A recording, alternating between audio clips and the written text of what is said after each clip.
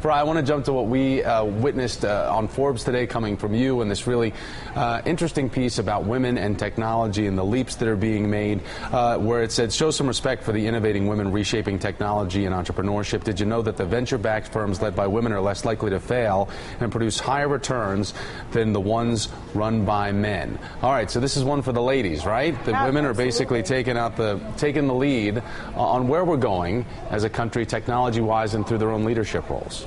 Well, yes and no. I mean, yes, in the sense that women are really maximizing value. And just to sort of circle back to politics that pertain to this, Alec Ross, formerly the director of innovation for the State Department, gave a brilliant speech in New York last week where he talked about how the U.S. GDP, gross domestic product, would be 9% higher if women were really empowered in the workplace overall. And what I talked about was the technology workplace. Only 3% of tech firms are run by women, but women-run firms have this incredible track record.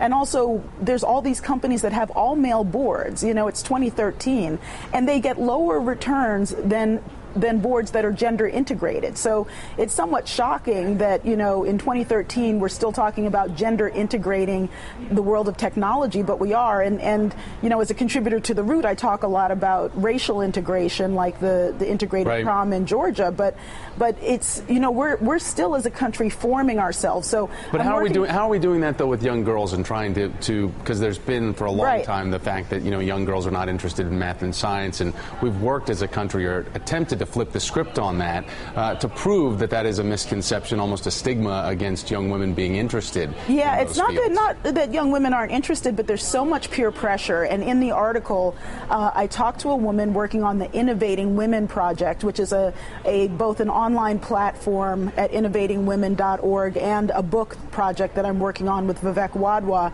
And women are telling the most incredible stories. Like one woman who we quote got called a lesbian in high school for going to a coding camp. It was assumed that if she wanted to learn about computers that she must be a lesbian. And she had a great retort, which is like, A, lesbian is not a slur, and B, what did you learn at football camp? She handled it really in a cool way. But, a lot of kids, when faced by peer pressure and girls trying to go into the science, technology, and math fields, just give up. And so there's what we really need to do is build a pipeline, and that's what we're talking about with Innovating Women. All right, our agenda panel this Friday. Thanks so much, Farai Chideya of TheRoot.com, Monica Bauerlein of Mother Jones, Jamel Bowie with The American Prospect. Have a great weekend, everybody. Thanks for your time. You too. All right, so still ahead.